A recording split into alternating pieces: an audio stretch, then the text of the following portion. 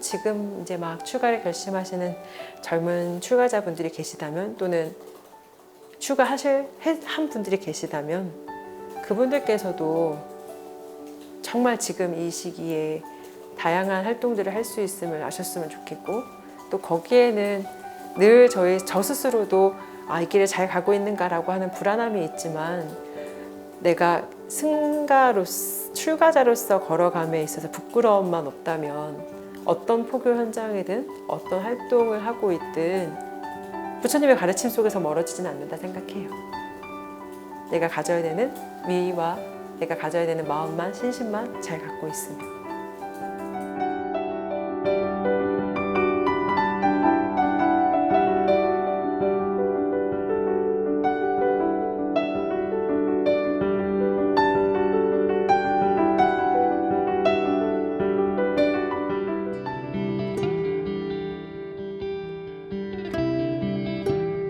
저는 이제 잘하는 것 자체도 절에서 컸거든요. 서울 절에서 이제 어려서부터 이제 스님들께서 키워주셨고, 이제 잘하면서, 근데 저희 노스님께서도 그렇고 은사 스님도 그렇고 한 번도 저한테 출가하라고 하신 적이 없으세요.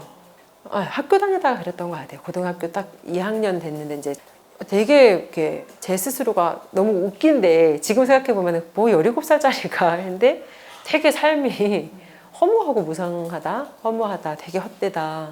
맨날 친구들이랑 막 웃다가 갑자기 이렇게 막 적막해지고, 그러면서 뭔가 좀 우울해지기도 하고 불안해지기도 하고, 또 그러다가 또 막 이렇게 막 친구들 만나서 막 웃고 떠들고 막 이런 게 너무 그 격차이가 큰 거예요. 어느 날 이제 출가를 해야 되겠다라고 결심을 했었어요. 그래서 어르신들 반대 많이 하셨어요. 이제 스님께 말씀드리기를, 스님 저 자퇴하고 검정고시 봐가지고 출가할래요. 이제 이야기를 드렸더니 스님께서 안 된다. 고등학교는 졸업하고 생각해봐라 라고 하시더라고요. 근데 그 당시에 저는 해야 되겠어서, 무조건 해야 되겠어서, 아니다, 나는 고등학교 검정고시 보겠다, 자퇴하겠다, 이미 결심했다 라고 해가지고 이제 어렵게 허락을 받았었어요.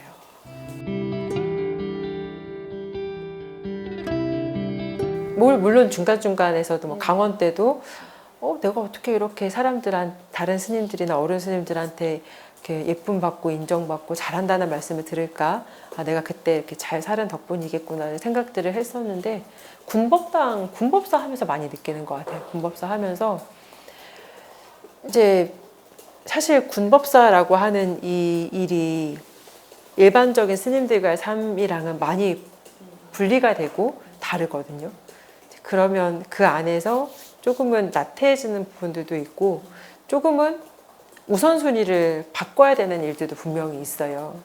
그러다 보니까 내가 이렇게 열심히 수행하지 못하고 있고, 열심히 기도 못하고 있고, 열심히 이렇게 막 어른 스님들 말씀 듣고 경전 공부를 열심히 하지 못하고 있는데도 어떻게 내가 이렇게 군포교를 하는데 무탈하게 잘 해나갈 수 있을까라는 생각이 들 때에도 그 어른들의 말씀과 그때를 살았던, 잘 버텼던, 잘 지나갔던 그 덕이다라는 생각을 엄청 많이 해요.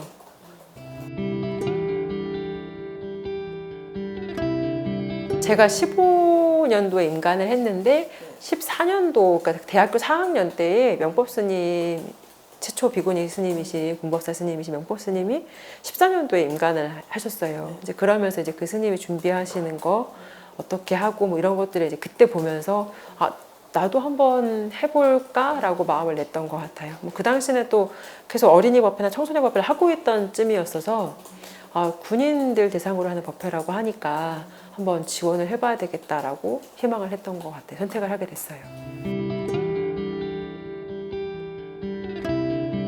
명법 스님께서 거의 첫 길은 다 터놓으셨었죠.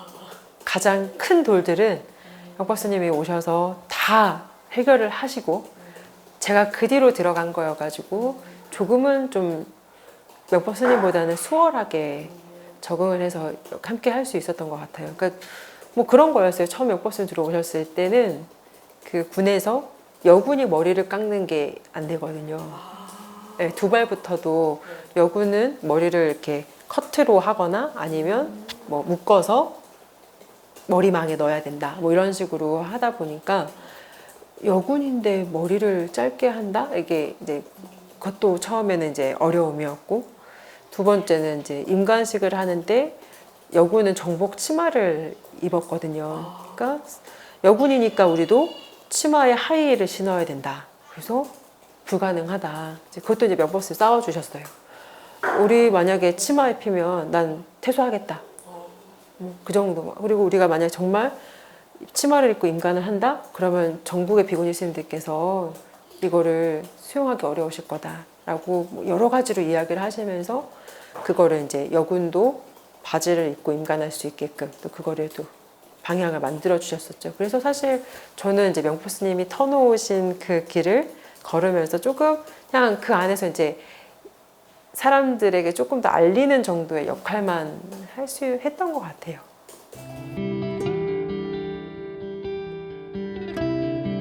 우선은 이제 준비하는 과정을 제가 많이 놓쳤죠. 네, 많이 놓쳤죠. 제가 너무 이렇게 부끄러운 이야기지만 좀 가볍게 생각했었어요. 그냥 정말 가볍게 생각했었어요. 그냥 한 몇 주 버티고 법당 임관만 하면 그때부터는 뭐 전혀 내가 신경 쓰지 않아도 되는 일이니까 그냥 하면 되겠지 라고 너무 가볍게 생각하고 군을 왔었어요. 그러니까 준비하는 과정들이. 근데 그 전에 또 제가 몸도 조금 이렇게 아픈 게 있어가지고 좀 그거 먼저 하는 게 우선보다 보니까 다른 부분들에 대한 준비가 조금 부족했었어요. 근데 그나마 그래도 군종교구에서 임관하기 전에 이제 예비군순 교육이라고 해가지고 뭐 설법안도 만들어 보고 연불도 해보고 뭐 이런 교육들을 미리 봤거든요. 군대에서 이런 것들이 있다라고 하는 것도 사전에 교육을 받는데 이제 그 교육 기간이 그나마 있었어가지고 조금은 이제 준비를 할 수 있었던 건데 그 외에 군인화 돼 가야 된다는 거에 대한 준비가 좀 부족했던 게 있었어요.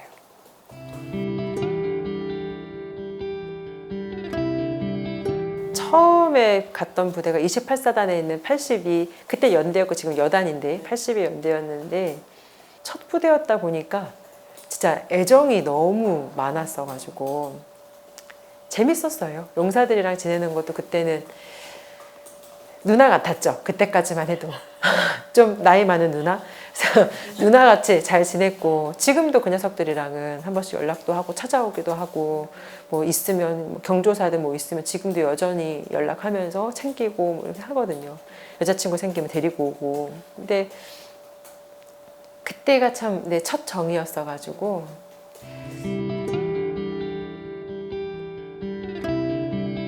저희가 이렇게 말을 해요.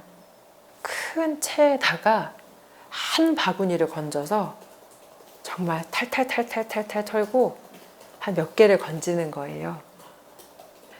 어떻게 보면은 뭐 법회 230명, 300명씩 옵니다라고 하면은 와 엄청나다라고 생각을 하시지만 사실 거기에서 정말 참되게 또 앞으로도 미래로도 불자가 되는 아이들은 정말 소수일 수 있어요.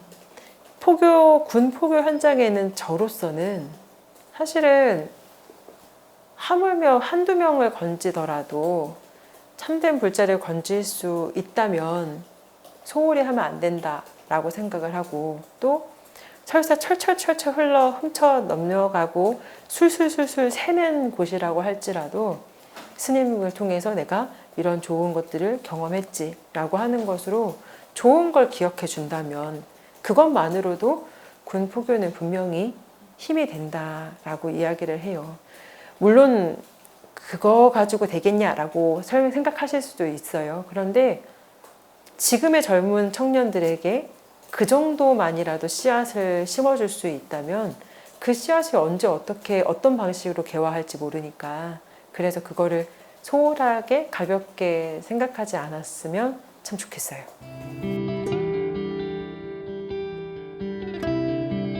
예전에 이제 어떤 분이 저한테 하시는 말씀이 뭐였냐면 뭐 군법서 편하지 않냐. 어차피 애들이 자꾸 순환되니까. 그리고 저희도 2년에 한 번씩 부대를 옮기거든요. 뭐 길면 3년이고 짧으면 1년인데 보통 통상은 한 2년에 한 번씩 부대를 옮겨요. 그러면 쉽게 생각하면 1년이 한 54주 정도 되잖아요. 2년 있으면 한 108개 정도 법문거리가 있으면 그것만 계속 돌려도 겹치지 않는다라는 말들을 하시는 거예요.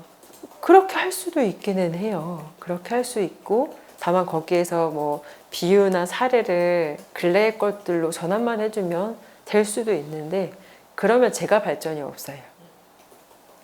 제가 출가자로서 군법사를 하고 있는 거지, 군법사로서 살다 말려고 군해온 게 아니기 때문에 법회를 준비하는 것마저도 게을리한다? 그치? 그러면 저는 이제 사회에 이제 승가로 돌아갔을 때 정말 너무 부끄러울 것 같더라고요. 1, 2년 차에 그 생각이 딱 들더라고요. 그래서 그 뒤로는 좀 법회 준비하는 거를 조금 더 고민하고 찾아보고 연구를 하죠. 그러나 부족할 때가 아직도 많아요. 진짜. 부처님은 어떻게 대기설법을 하셨나 모르겠어요. 근기설법, 대기설법 우습게 생각했는데 할 수 있겠지라고 제가 쉽게 생각했는데 해보니까 너무너무 어렵더라고요.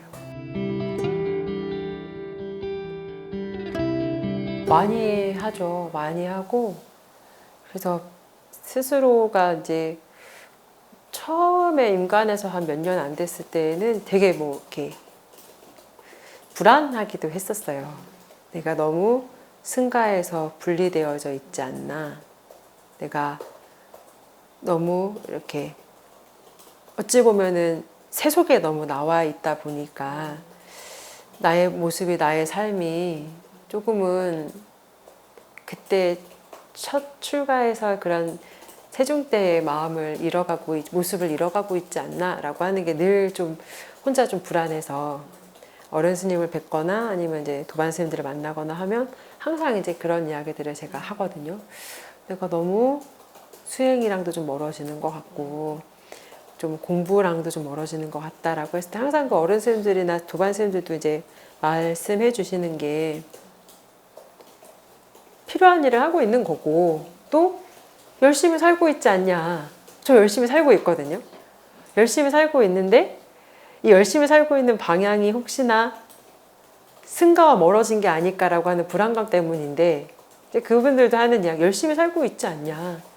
그리고 그 열심히 사는 것이 다른 어떠한 저의 이득이나 이익이나 뭐 명예나 뭐 부인 이런 걸 위해서 하고 있는 게 아니지 않냐. 그거 맞거든요. 그러니까 좀 힘이 되더라고요. 위안이 되고 그래 맞아. 내가 그래도 문득문득 언제까지 내가 이 소임을 살 것인가. 저에게 군법사는 소임이니까요. 또 한 번에 거치는 소임이니까 이 소임을 내가 언제까지 할 것인가. 그리고 이 소임을 마치고 났을 때는 어떻게 회양을 하고 또 어떻게 다음 소임을 맡아서 내가 할 것인가 라고 하는 것들을 고민을 많이 해요. 그래서 항상 이제 어르신들께도 여쭈어보고 또 제 스스로도 많이 질문을 하고요. 네, 공부를 하면서 뭐 자그마하게 크게 신경 쓰지 않아도 되는 뭐 다른 것들 함께 하고 있지 않았을까 싶은 생각은 해요. 왜냐면 포교하는 것도 분명히 이제 중요하기도 했었고, 근데 또 모든 스님들이 다 그게 있잖아요. 내 공부를 해서 내가 조금 더 깨달음에 가까이 가고 싶다. 이제 그러려고 출가하는 거니까. 그래서 어른 스님께서도 처음에 이제 스님들 자연스럽게 어른 스님들의 자연스러운 코스는 강원 졸업하고 대학 졸업하고 선방 가서 참선 수행하면서 이제 이렇게 하는 거니까 그런 것들도 분명히 있으셨어서 포교를 하기도 했겠지만 지금처럼 정말 포교의 한계 한 일선에서 이렇게 역할을 하고 있지는 않았을 것 같아요.